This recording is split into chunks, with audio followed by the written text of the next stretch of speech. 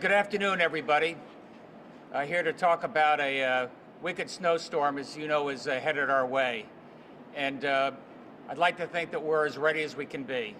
Hope for the best and prepare for the worst.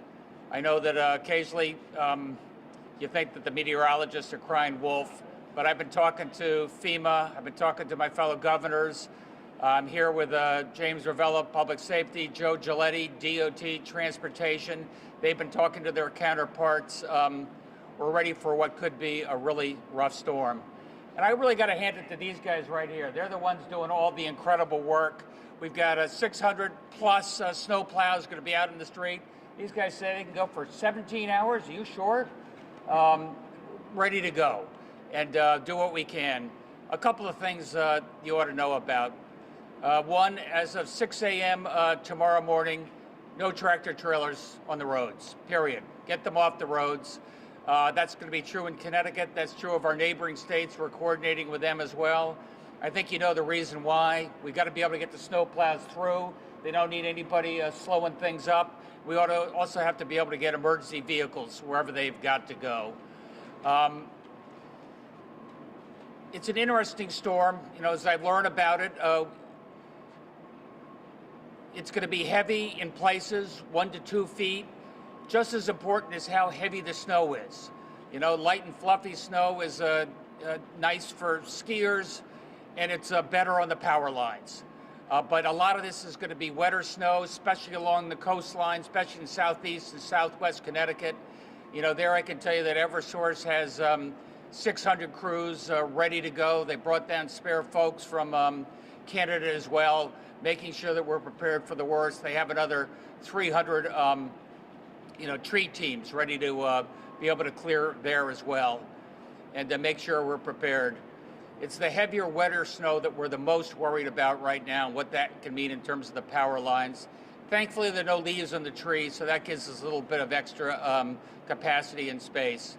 If you're worried, you can go to eversource.com. You can find out what the latest is there. Go to 211, dial 211. We have people at the EOC, the Emergency Operations Center, ready to, as best we can, to answer your questions. Easier to do it online. And Joe Giletti, what do we call when we got to find out what's going on in the transportation? cttravelsmart.org. cttravelsmart.org. You can get cameras. You can see what's going on the roads. You want to know what? Don't go on the roads. Stay home tomorrow. You know, get your iPhone powered up. Go get yourself some Campbell's soup. Find an elderly neighbor that you probably ought to be touching base with, but stay at home.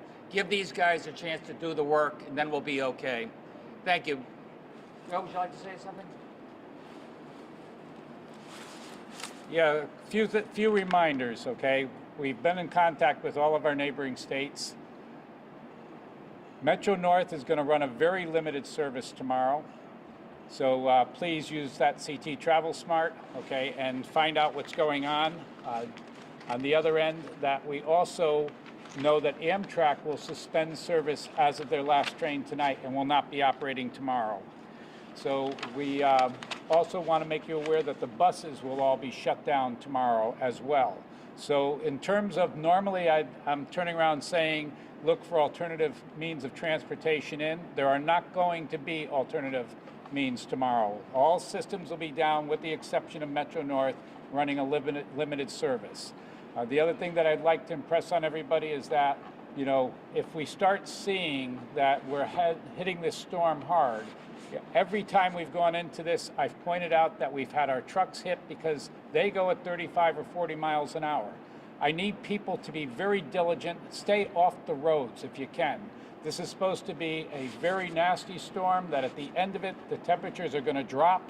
We're going to have to go from plowing to cleaning it up and pulling the snow out. Cut our workers a break.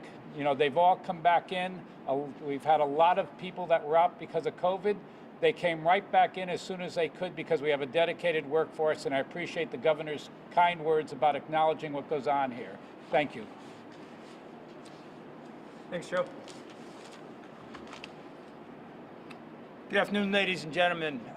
Both on the emergency management side and on the public safety side, Colonel Malikas will have all his troops fully staffed and prepared to assist any DOT or any motorist that's on the road. But we also stress, stay home, please.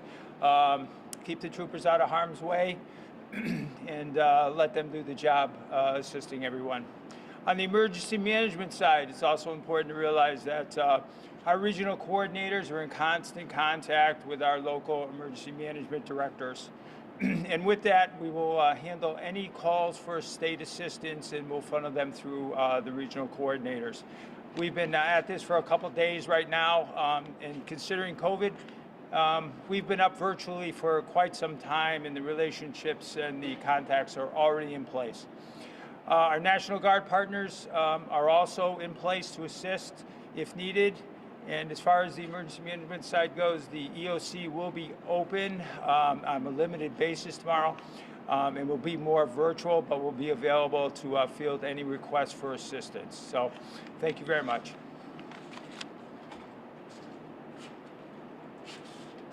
Any questions? Commissioner Giletti, speak to staffing.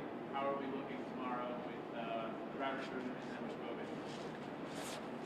So the question is, how are we looking with staffing in terms of the COVID? And you also gave me a chance to go and say it's CT Transit and ctrail.com to go and check on our buses and to go and check on our trains.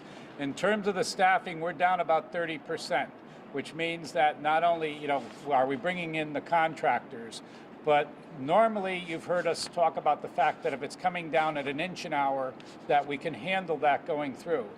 We're getting projections right now that this storm could be coming in at 3 to 5 inches an hour. Okay, if that's going on, we will not be able to keep up with that. So with the 30% that's down, the good news is that out of all the COVID that I've been reporting in the past, we only have about a dozen of those absences that are because of COVID right now. So we're in good shape because of the people that are here. But I've told you before, it also depends on the length of the storm, because these people have to keep circling and going back out on the routes. So that's what we're looking at, is how we're going to be able to handle that. Commissioner, can you talk about any treatment of the roads that is already taking place today? In terms of the cleaning of the roads today, I would turn around and say to you, for all of you who saw it before we started coming down with the snow, you saw that we still had a lot of salt on the roads from the last storm. That has helped us on this. So we're, that in effect worked as a pre-treatment for what's going on. And what you'll see around us right now is all of our trucks being loaded with the salt. Okay, I told you before that there's computers in those trucks. It'll tell them exactly how much of a mixture that we're going to put down on the road as we're plowing, and that will continue all the way through the night and all the way through tomorrow, because the latest we got is that it's going to be very heavy around 9 in the morning, and we could be looking at blizzard conditions as far west as New Haven. Commissioner, can you talk about dimension? Can you talk about how many trucks will be out there? How much salt we'll have on the roads? Yes, I can tell you we as a DOT will have over 700 trucks, okay, over 600 trucks, I take that back, over 700 employees. That's without the contractor trucks. Paul, do you want to turn around and tell them how much we're going to have in terms of salt out there? I didn't go and look that one up before we came in. Paul Rizzo? So how much salt? So we have 48 maintenance facilities around the state and about 78 salt sheds. They're all up to capacity. We have about 86% of our capacity right now. So when it comes to amount of materials, we have plenty of materials to get through this storm and any foreseeable storm. We are not having any problem with material deliveries at this time. Paul Rizzo, RIZZO, and you are? Bureau Chief of Highway Operations. Thank you. Can you discuss a little more, can you provide some more details on the tractor trailer ban? I believe you said 6 a.m. I wasn't quite sure on the time. 100,000 tons of salt, by the way. That's a lot of salt in preparation. The tractor trailer ban, Paul, we've been coordinating with our neighboring governors. We've been making an announcement today. As of 6 a.m. tomorrow, no tractor trailers on any of the major roads, period. Stay home. New York, Massachusetts, what states? I've certainly talked to Rhode Island and Massachusetts. Anybody else? Go ahead. No, go ahead. Emergency management, Paul, has talked to different states, predominantly Massachusetts and Rhode Island, who will be probably hit harder than us, that are all planning different processes as they move. Rhode Island will probably talk about a truck ban very soon. And will you have extra troopers on the road? I was tweeting earlier, so maybe you mentioned that. I didn't hear. Will be extra troopers on the road? There'll be plenty of troopers on the road. All the barracks will be fully staffed, Paul. Do you foresee other travel advisories being possible given the conditions and the staffing shortage beyond the tractor trailer truck ban? We're going to wait and see the severity of the storm. There's always a possibility that cars we keep off the roads as well. Right now, I just implore people to use their common sense and stay off the roads. What about the airport? The airport. You have that? There, you airport?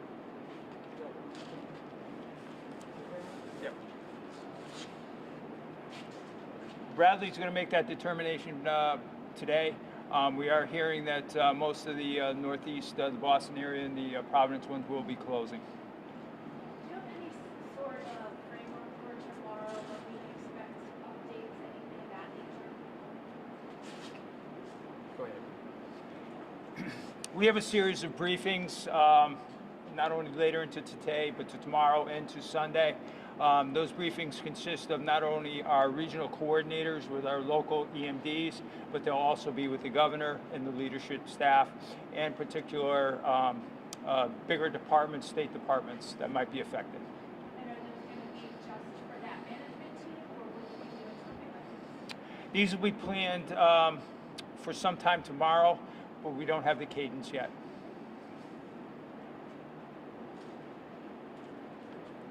Thanks, everybody.